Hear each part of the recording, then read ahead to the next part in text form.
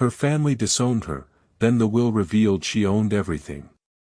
The grand boardroom of Sinclair Holdings, usually a bastion of quiet power and whispered negotiations, was not quiet at all. Instead, it was abuzz with a peculiar, almost suffocating tension.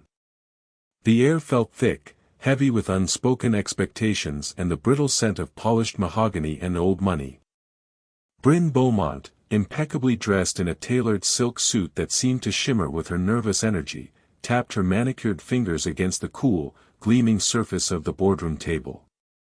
A subtle tremor ran through her hand, betraying the meticulously constructed facade of strained patience she presented to the world.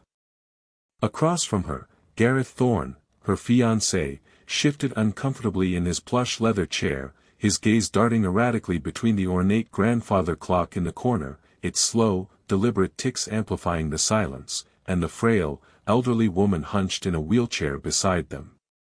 This was Alara Sinclair, or rather, the decrepit husk of the once formidable magnate they believed had lost her mind, her dignity, and, most importantly, her colossal fortune. A sigh, barely audible, escaped Bryn's lips, a tiny, almost imperceptible exhalation of profound irritation. "Honestly, Alara, do you understand any of this?" her voice inquired, laced with a condescending sweetness that barely masked the sharp edge of her frustration. It was a sweetness born of thinly veiled contempt, a calculated performance for the benefit of Mr. Davies, the lawyer, and perhaps even for their own self-deception. "The lawyers are trying to explain the arrangements. For your care." She emphasized your as if it were a colossal burden, a monstrous weight placed squarely upon their unwilling shoulders. Gareth snorted softly, the sound barely audible above the hum of the air conditioning, but the contempt in his eyes was as clear as the crystal decanters on the side table. He had spent the last hour, a torturous eternity of legal jargon, mentally calculating the exact cost of a high-end nursing home versus the paltry sum a state-funded facility might require. Every droning word about Alara's non-existent assets, every mention of her supposed destitution, had been an agonizing delay. The charade, they believed, had gone on long enough. They were ready for this inconvenient chapter to finally close, for Alara to be moved somewhere out of sight, out of mind, freeing them from the inconvenient obligation she represented. They imagined the release, the sudden lightness that would come with her definitive departure. Alara, her silver hair disheveled just so, a few stray strands falling across her seemingly unfocused eyes, offered a weak, confused smile. It was a masterpiece of feigned senility, a performance so utterly convincing that even the most astute observer would have been fooled. "Arrangements? Oh, for the little house by the sea. Is that where my paintings are?" Her voice was a raspy whisper, trembling with a fragility that spoke of advanced age and a mind lost to time. Inside, a quiet amusement stirred within her, a flicker of satisfaction at their blatant gullibility. They saw only what they wished to see. Bryn exchanged a weary, exasperated glance with Gareth. This was their life now, it seemed, repeating the same lines over and over to a woman who simply couldn't grasp reality. "No, Alara. There's no house by the sea. And no paintings. We've been over this. You don't have anything left." There was a cruel finality in her tone, a quiet satisfaction that Alara's supposed destitution was now universally acknowledged, an undeniable truth confirmed by the very absence of her assets. Bryn felt a surge of triumph, believing the problem was finally solved, albeit at the cost of a few hours of their precious time. The lead lawyer, Mr. Davies, a man whose stern demeanor usually commanded immediate respect in any boardroom, cleared his throat awkwardly. The sound seemed to crackle in the tense silence. He had presided over countless contentious will readings, witnessed every shade of human greed and despair, but this was different. He knew the truth, a truth so monumental it threatened to shatter the fragile peace of this room, to expose the raw, ugly underbelly of the human heart. He glanced at Alara, whose gaze, though seemingly vacant, held a flicker of something he recognized as sharp, dangerous intelligence.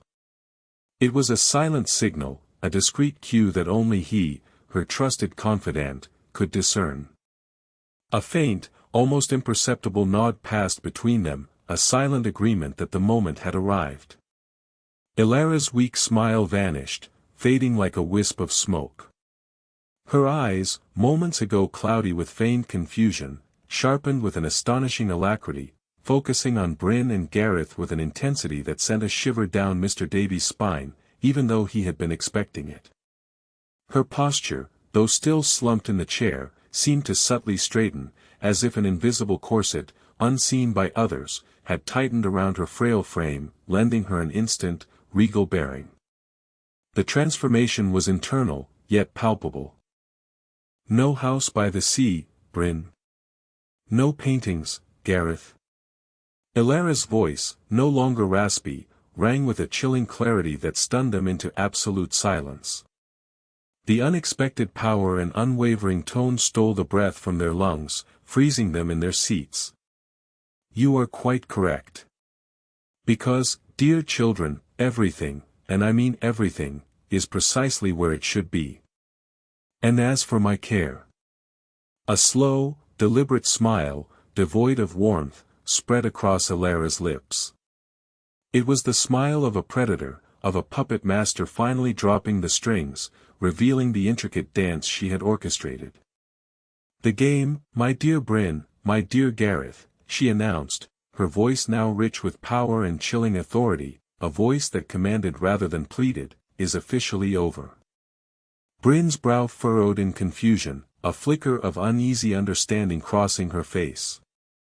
A dawning horror began to creep into her carefully controlled composure. Gareth scoffed, a nervous, brittle laugh escaping him, a sound of pure disbelief. They were still trapped within the illusion, their minds refusing to accept what their eyes and ears were conveying. They continued to mock the woman they believed to be a destitute burden, utterly oblivious to the precipice upon which their entire future stood. The irony of the moment was not lost on Ilara, nor on the omniscient observer who chronicled the unfolding drama. They had no idea just how thoroughly their world, built on sand and avarice, was about to collapse. Ilara watched, a profound sense of vindication settling over her, knowing that the reckoning had finally arrived. Ilara Sinclair had not merely built an empire, she had forged it from grit, from an unyielding intellect, and from an almost supernatural instinct for opportunity. Her journey had begun in the rough-hewn streets of a burgeoning industrial city, far from the gilded boardrooms she now commanded. From humble beginnings, armed with nothing but a sharp mind and an unwavering will, she had risen to become a titan in luxury real estate and exclusive art galleries, her name synonymous with impeccable taste, ruthless business acumen, and an uncanny ability to turn dust into gold. Her fortune was beyond immense, her influence far-reaching, capable of shifting markets with a single, well-placed word. Yet, for all her material wealth, her life had been a solitary one, a grand, opulent cage. Love, true and unconditional, had always eluded her, replaced instead by a parade of sycophants and opportunists who circled her like vultures, drawn by the scent of her power and her vast riches. As the years advanced, and the inevitable shadows of mortality began to lengthen across her magnificent, yet empty, life, a profound sense of disillusionment settled upon Ilara. She had observed, with clinical detachment, the relentless march of time and the corrosive, corrupting effect of unchecked avarice on the human soul. Her own family, a scattering of distant relatives she barely knew, had always treated her less as a flesh-and-blood woman and more as a mythical figure, a legend whispered about in hushed tones, a distant, untouchable deity of wealth. They would emerge from the woodwork on rare occasions, like clockwork, always with a thinly veiled agenda, a polite request for a seemingly small loan that was never repaid, a desperate plea for investment in a dubious venture, a thinly disguised attempt to secure a sinecure within her vast empire. Each interaction chipped away at the already fragile remnants of her trust in humanity, reinforcing a bitter truth: she was valued not for who she was, but for what she possessed. Her grandniece, Bryn Beaumont, was a particularly galling example of this parasitic tendency.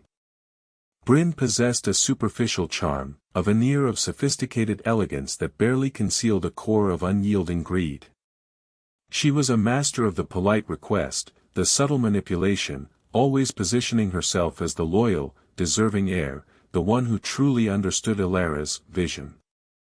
Her fiancé, Gareth Thorne, was an even cruder manifestation of ambition, his eyes perpetually fixed on the dollar signs he imagined dancing behind Elara's elderly, supposedly failing, visage.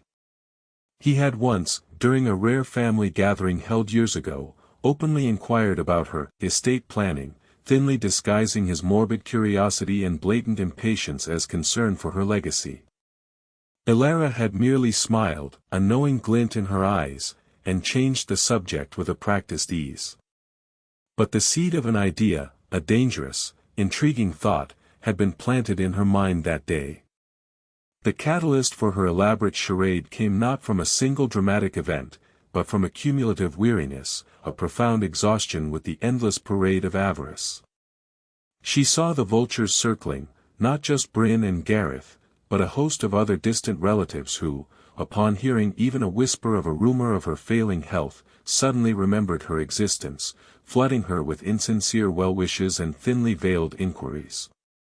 She realized that her vast fortune, accumulated through decades of relentless effort and sacrifice, had become less a legacy to be cherished and more a magnet for the worst, most predatory aspects of human nature. She began to question the very purpose of her wealth if it only served to corrupt and expose the moral decay of those closest to her, those who should have offered genuine connection.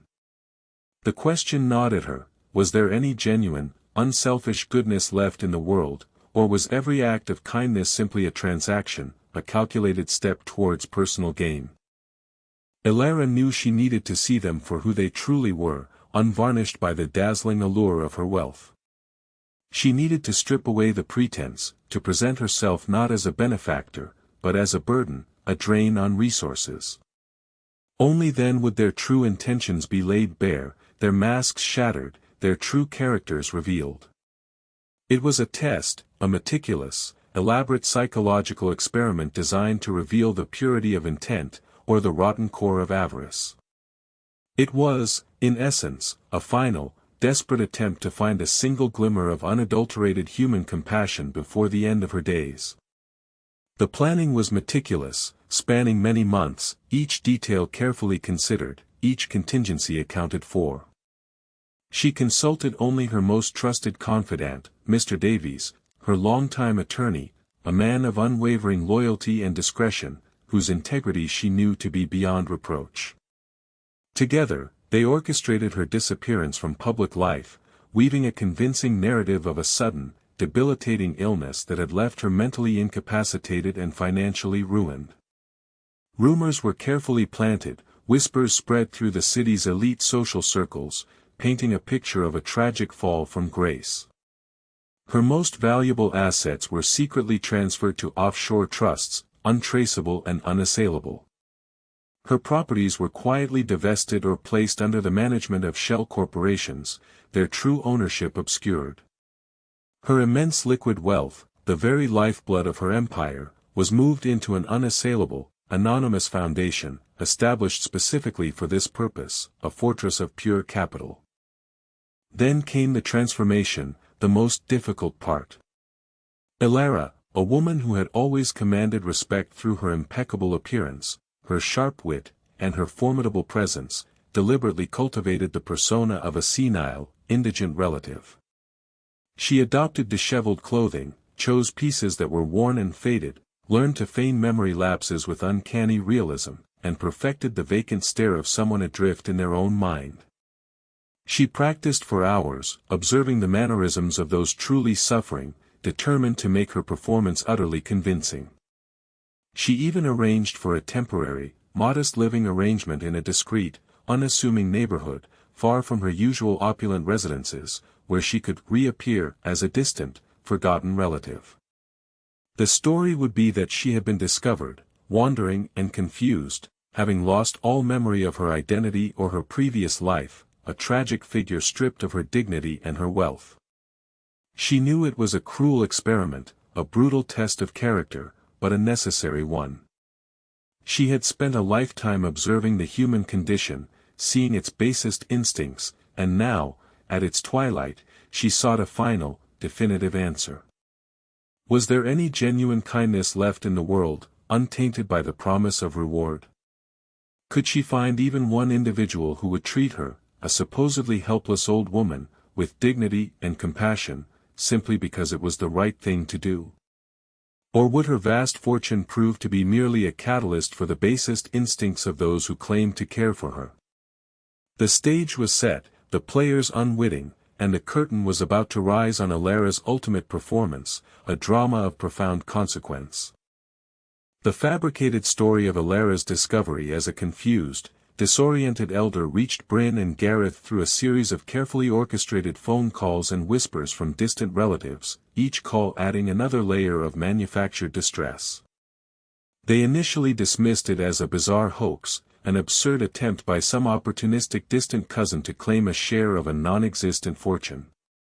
But as the calls persisted, as the details became more concrete, a police report, a social worker's involvement, a dawning horror began to set in. An indigent, senile great-aunt was the absolute last thing their meticulously planned lives needed. It was an unforeseen complication, a grotesque blot on their carefully curated image. "She's a liability," Gareth, Bryn declared, pacing their lavish living room, the Persian rug feeling soft and luxurious beneath her expensive slippers. A furrow of genuine concern, not for Alara, but for their social standing, marred her perfectly smooth forehead. "Imagine, Alara Sinclair found wandering. It's an embarrassment. It's a scandal waiting to happen. And worse, a financial drain we absolutely cannot afford." She pictured newspaper headlines, the whispers at charity galas, the disdainful glances of their peers. Gareth, ever pragmatic, nodded, his mind already racing, calculating. "We need to get her into a state-funded facility. Quickly. We can't have her living here. It will look uncouth. And she'll be nothing but a drain on our resources." He envisioned his carefully constructed budget, a delicate edifice of planned luxury, crumbling under the unforeseen weight of medical bills and caregiver costs. Their immediate goal, the only logical conclusion, was to offload her as quickly and as cheaply as possible, to sever this unwanted tether to a burdensome past. The thought of allocating even a small portion of their funds to her care was repugnant. When Alara, in her carefully constructed disguise, was finally brought to Bryn and Gareth's elegant city apartment, the scene was a masterclass in feigned concern and thinly veiled disgust. The apartment itself, a monument to their aspirational wealth, felt cold and sterile. Bryn greeted her with a strained smile, a practiced grimace that failed to reach her eyes, which flicked over Alara's simple, worn clothes as if they carried a contagion, a visible mark of undesirability. Gareth offered a perfunctory pat on her shoulder, his hand recoiling almost instantly, as if the contact had burned him. They offered her a glass of water, then immediately launched into a discussion with the social worker about Alara's urgent need for professional care, their voices dripping with a false urgency. "She needs constant supervision, you see," Bryn explained, her voice saccharine sweet, yet edged with a desperate urgency that belied her composure. "And we are so terribly busy with our philanthropic endeavors. We simply couldn't provide her with the round-the-clock attention she requires, not with our schedules." She gestured vaguely towards the gilded clock on the mantelpiece, as if time itself were conspiring against their supposed benevolence. Alara, observing their performance from behind her feigned fog, noted every patronizing glance, every dismissive gesture. They spoke about her as if she were a piece of furniture, an inconvenient obstacle to be removed, an object devoid of agency or feelings. The social worker, a woman trained to spot such callousness, looked uncomfortable, her brow furrowed with a hint of suspicion, but their financial standing and the apparent burden of Alara's condition seemed to sway her towards their suggestion of a care facility. Bryn and Gareth had mastered the art of appearing concerned while acting with utter self-interest. A few days into her stay, which Bryn grudgingly permitted as a temporary solution, until a permanent placement could be found, Alara was subjected to a series of subtle and overt acts of neglect. Meals were often late, sometimes hours past dinner time, or consisted of bland, unappetizing fare, dry toast, watery soup, left on a tray outside her door, as if she were an unwelcome animal. Her calls for assistance, for a simple glass of water or a blanket, were met with sighs of exasperation or ignored altogether.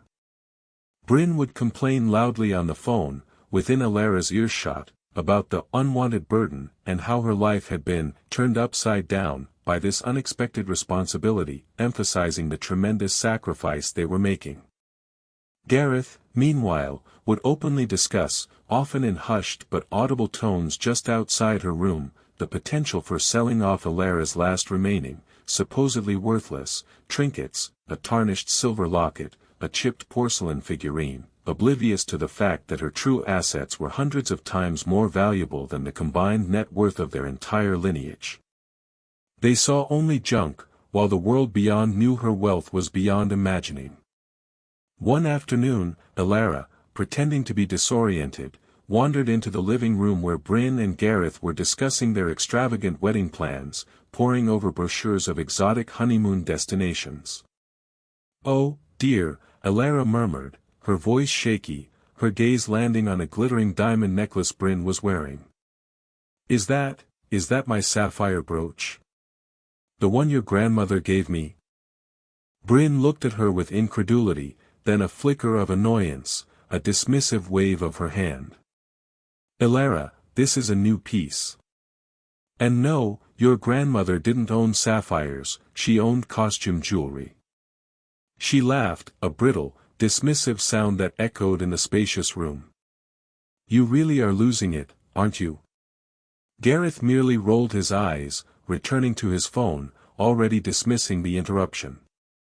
Alara merely gave a weak smile, her heart heavy with the confirmation of their contempt.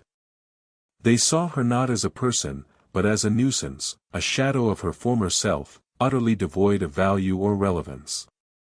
The stark contrast to this callous indifference came in the form of Liam, a young, earnest caregiver employed through an agency Bryn had grudgingly hired after the social worker insisted Alara needed some level of assistance while awaiting a placement.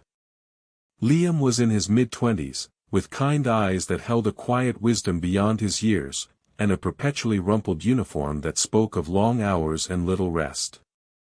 He was working multiple jobs, evenings in a diner, weekends at a local grocery store, to support his ailing mother, who suffered from a chronic illness, and to put himself through nursing school, his life a constant, relentless struggle against financial hardship. Yet, despite his own burdens, his demeanor towards Alara was one of profound respect and genuine warmth.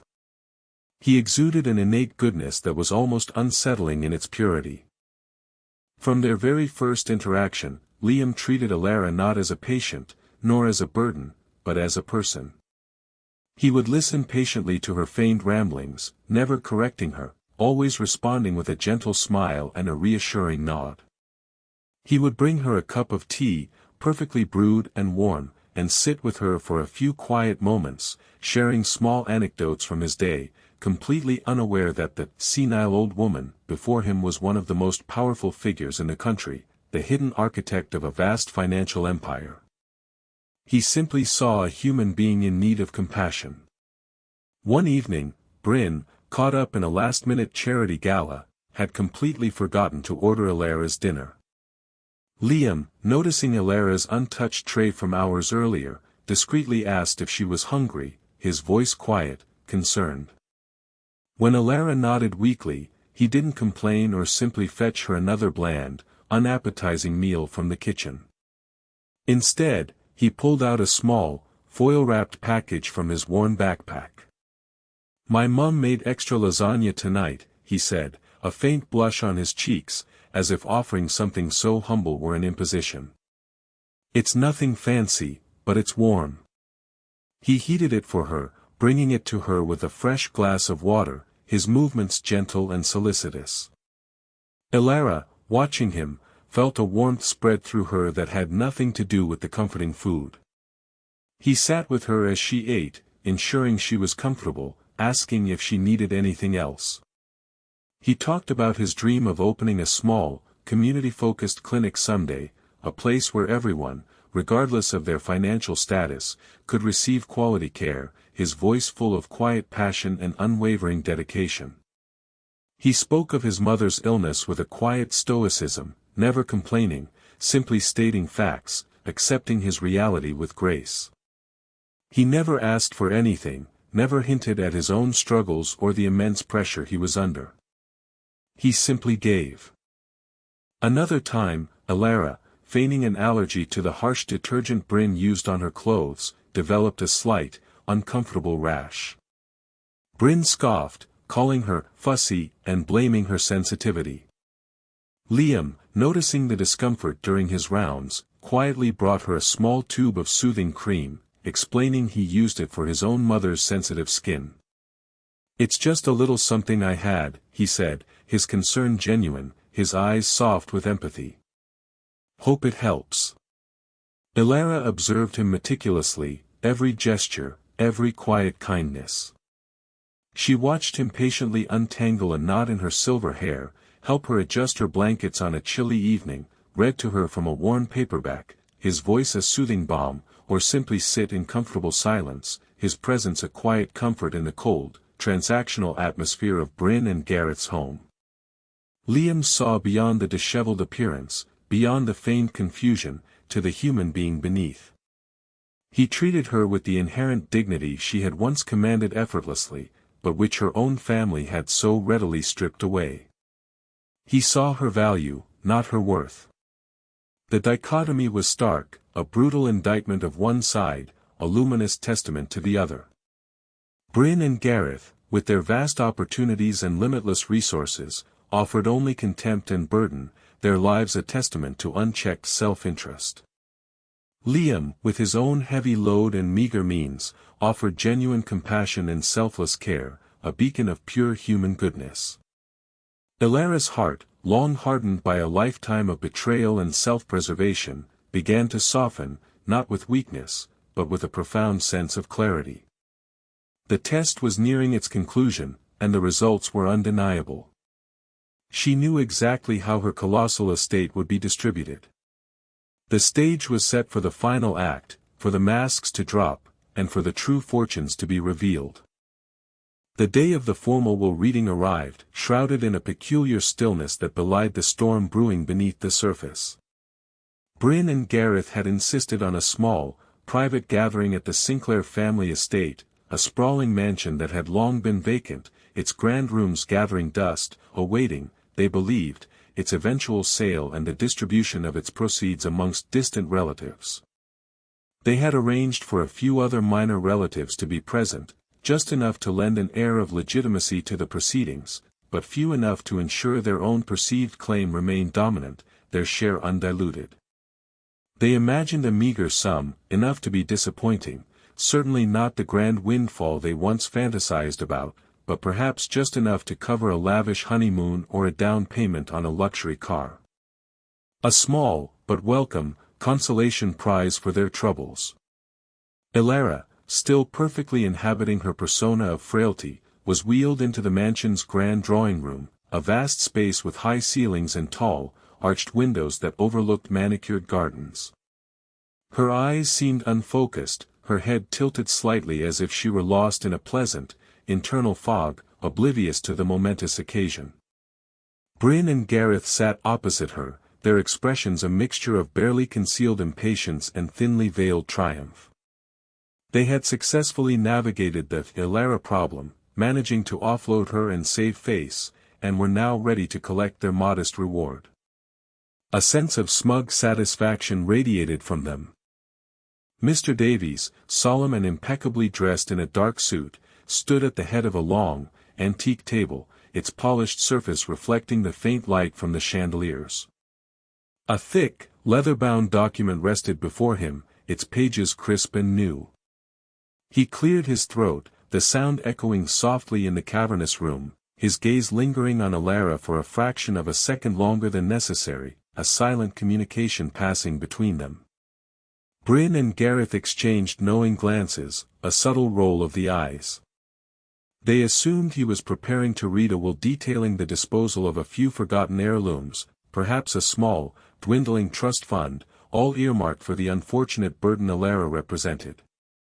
They anticipated a polite, formal reading, a quick dispersal of scraps. "We are gathered here today," Mr. Davies began, his voice deep and resonant, filling the expectant silence, "to read the last will and testament of Alara Sinclair."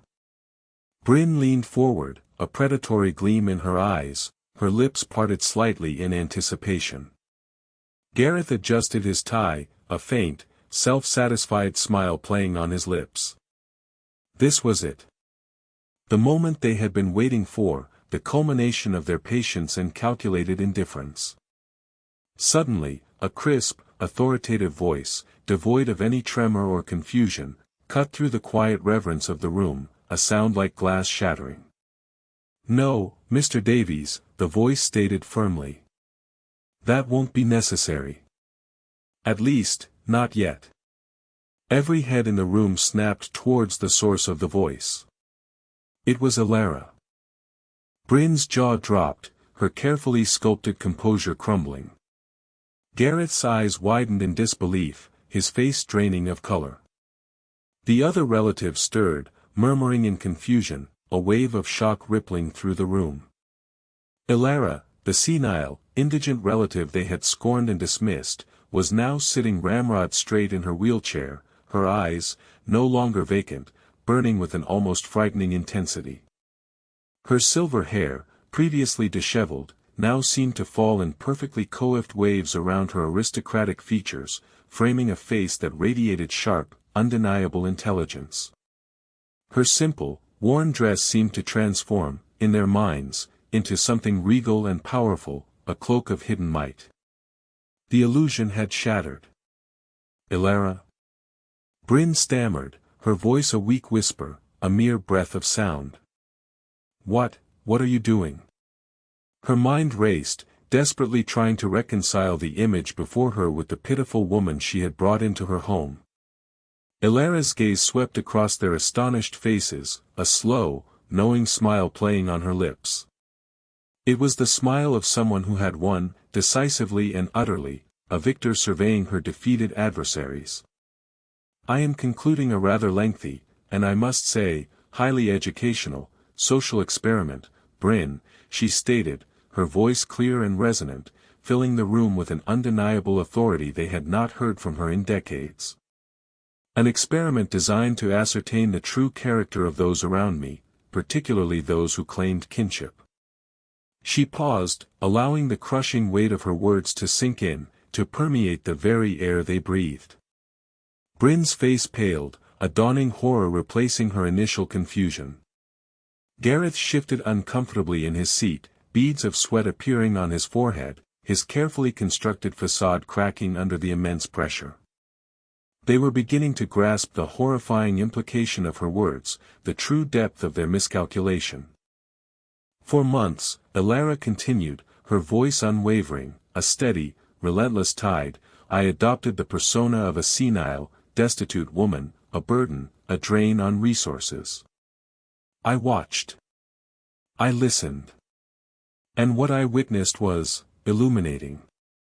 Her gaze bore into Bryn and Gareth, piercing through their carefully constructed facades, exposing the raw, ugly truth beneath. "I saw callous disregard. I saw open contempt. I heard discussions about how quickly I could be offloaded, how inconvenient I was, how my supposed demise might still offer some meager benefit through a non-existent inheritance." Bryn started to protest, her voice weak, a desperate, pathetic attempt at deflection. "Alara, no, we were only—" "Silence," Alara commanded, her voice cutting through the room like a sharp blade, silencing Bryn instantly. Your words and actions speak far louder than any belated justifications. You saw a helpless old woman, and you saw only a liability. You saw an opportunity to divest yourselves of a burden, to calculate future gains from a fortune you believed was lost. You saw me, and you saw only empty pockets. She turned her gaze to Mr. Davies, a faint, almost imperceptible nod of satisfaction passing between them. Mr. Davies, if you would be so kind as to inform these good people of my true current financial standing, and the very real assets that have been lost to me. Mr. Davies nodded, a faint, almost imperceptible smile playing on his lips, a man finally allowed to reveal a magnificent secret. He picked up a different document, a thick file tucked neatly beneath the public will, its pages rustling softly. Indeed, Ms. Sinclair. For the record, the estate of Elara Sinclair is not, in fact, depleted. Her vast holdings in luxury real estate, exclusive art galleries, and diversified investments remain intact and have, in fact, increased substantially in value over the past year. Sinclair Holdings, the company you believe to be without a living head, remains one of the most powerful and solvent entities in the world, its global reach undeniable. Her net worth, at last conservative estimate, exceeds $5 billion. A collective gasp ripped through the room, a sound of profound shock and disbelief. $5 billion. The number hung in the air, immense and impossible. Bryn looked as if she had been physically struck, her face contorted in a mixture of horror and dawning agony.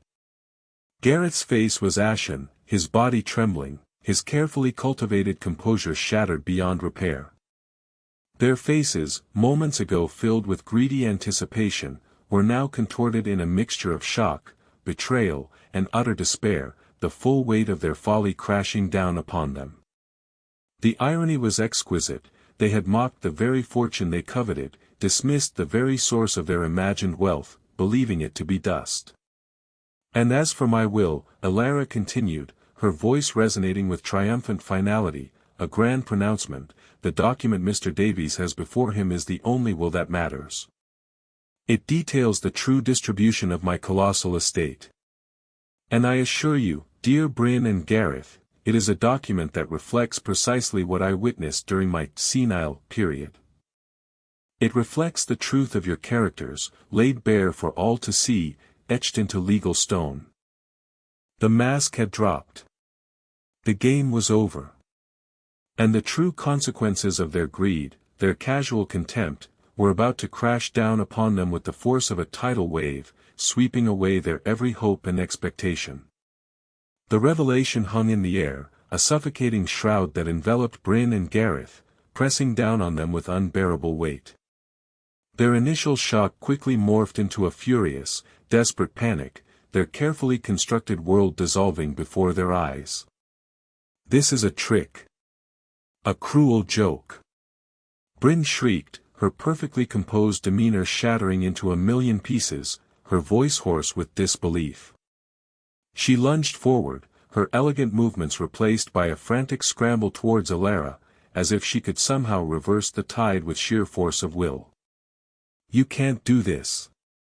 I'm your grandniece. Your family. Her words were a desperate plea, a futile appeal to a bond she had so casually discarded. Elara merely raised an imperious hand, a gesture of quiet power that stopped Bryn cold, freezing her in her tracks. Family, Bryn, she said, her voice dripping with scorn, each word a precise, cutting blow, is a bond forged in love and respect, not in opportunistic calculation. You demonstrated no such bond when I was, in your eyes, a helpless, impoverished burden. You saw a name, a distant relation, and thought only of what you could extract. Gareth, equally distraught, stammered, his face a mask of disbelief, but all those rumors. The news reports. You let us believe you were ruined. His voice was a pathetic whine, the sound of a man watching his meticulously built future, his very identity, crumble before his eyes. He felt a profound sense of betrayal, not because Elara had lied, but because her truth had exposed his own venality. "Indeed, I did," Elara confirmed, a cold satisfaction in her eyes, reflecting their despair. "And you believed them, didn't you? You reveled in my supposed misfortune, already calculating how my absence would benefit you, how much easier your lives would become. You discarded me as readily as one would discard a broken toy, a useless trinket, a problem solved." She turned to Mr. Davies, her gaze unwavering.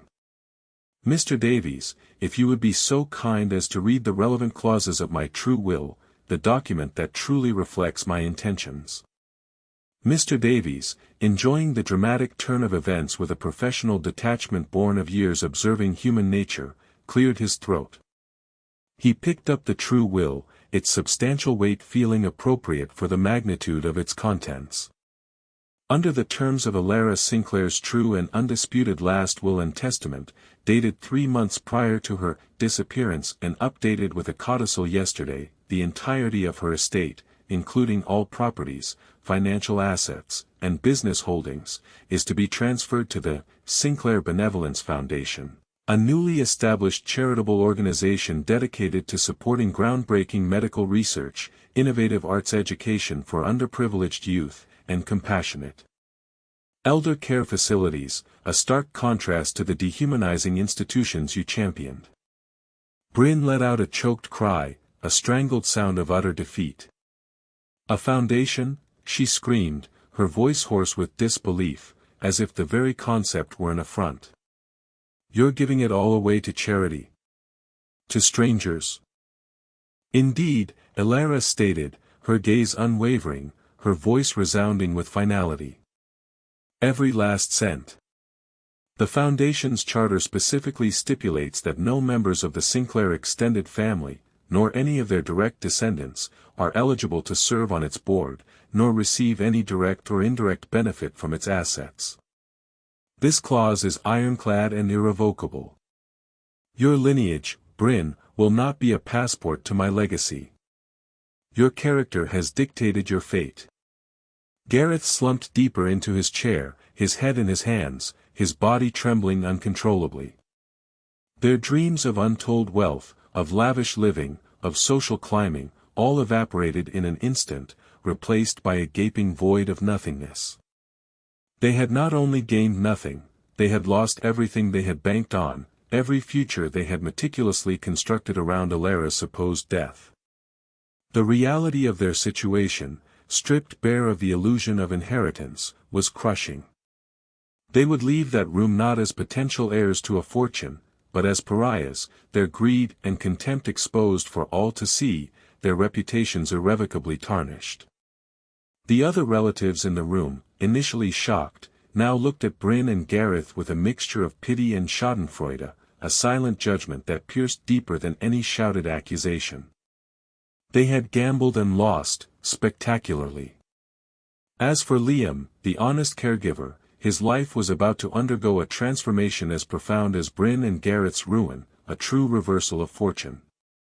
He had been quietly waiting outside the boardroom, preparing to wheel Elara back to the apartment, completely unaware of the drama unfolding within, his mind on his next shift and his mother's medication. Moments after the initial shock subsided in the boardroom, Mr. Davies stepped out, his stern expression softening, a genuine warmth entering his eyes as he approached Liam. "Liam, a moment of your time, please," he requested, his voice unusually gentle, a stark contrast to the formality of the past hour. Liam, looking surprised, followed him into a smaller, private office adjacent to the boardroom. Elara was already there, no longer in her wheelchair, but standing tall and regal, a faint, genuine smile gracing her lips. Liam's eyes widened, a flicker of recognition, then deep confusion, crossing his features. The transformation was startling, almost miraculous. "Liam," Elara said, her voice warm, free of any feigned fragility, "I believe introductions are in order. My name is Elara Sinclair. And I am not, as you might have believed, senile or destitute." Liam's jaw dropped.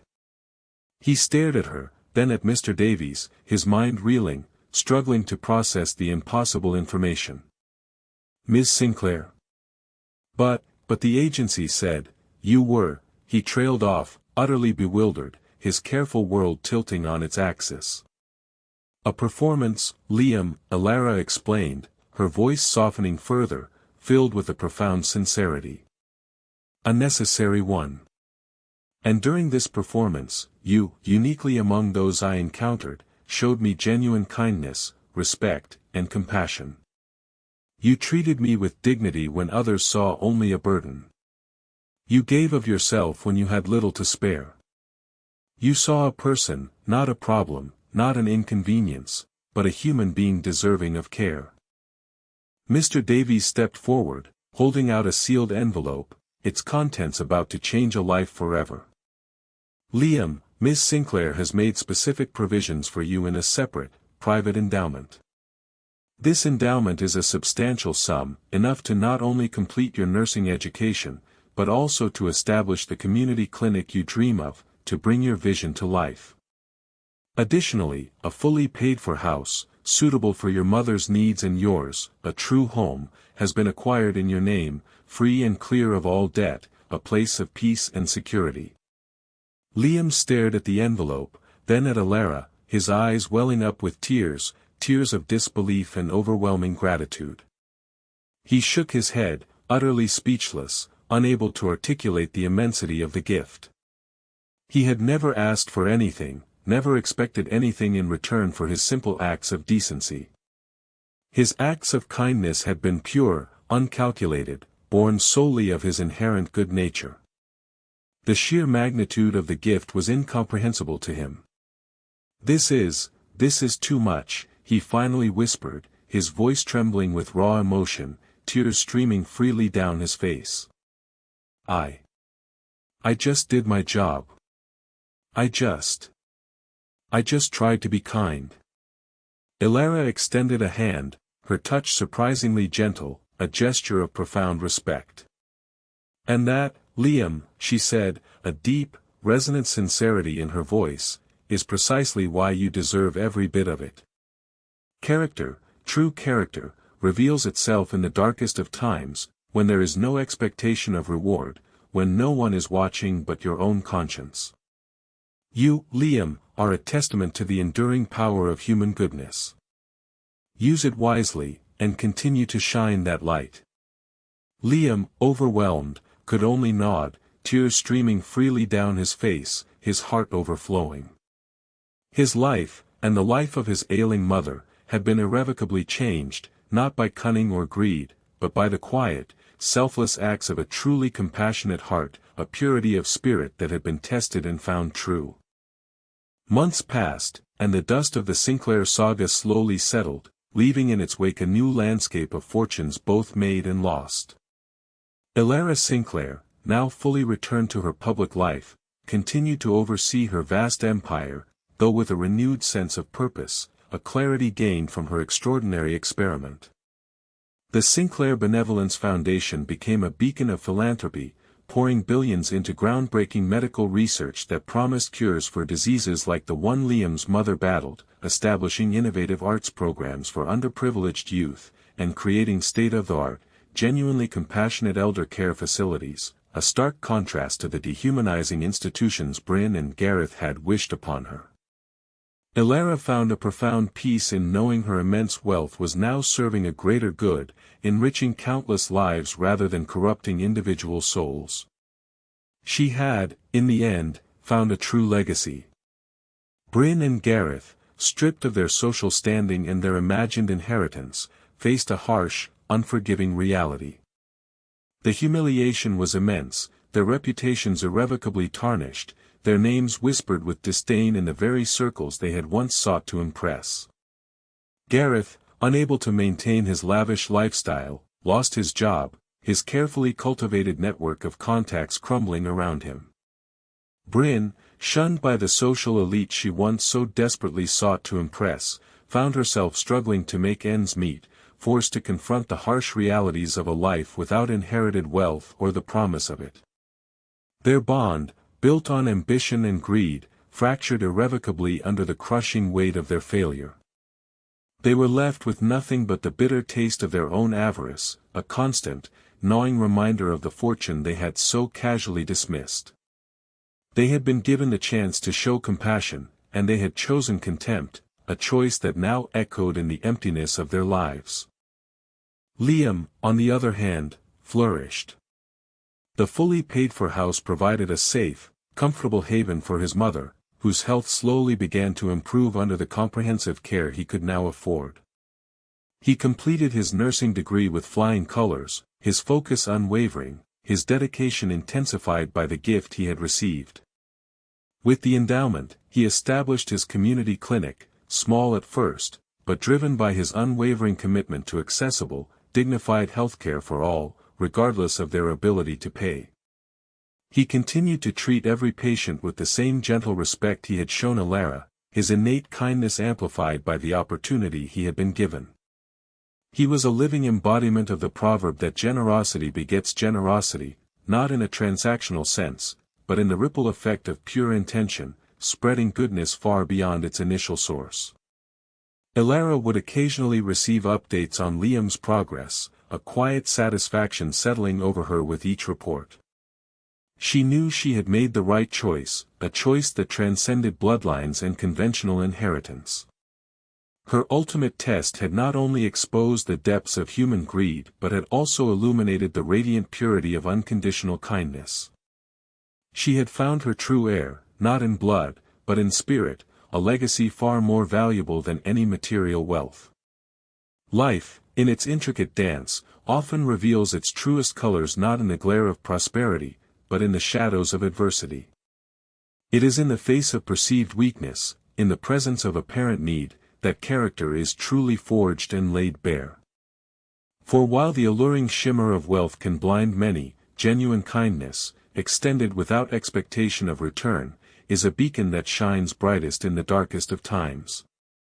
And as the story of Alara Sinclair profoundly demonstrates, a heart that gives freely, even when the world seems to offer nothing in return, will ultimately receive a treasure far greater than any earthly fortune. If you enjoy stories like this, where true intentions are revealed and justice prevails, make sure to subscribe to our channel and hit that notification bell so you don't miss our next compelling tale. What did you think of Alara's elaborate plan? Do you believe Bryn and Gareth got what they deserved, or was Alara's punishment too harsh? And what does Liam's story teach us about the power of selfless compassion? Share your thoughts and reflections in the comments below. We love hearing from you.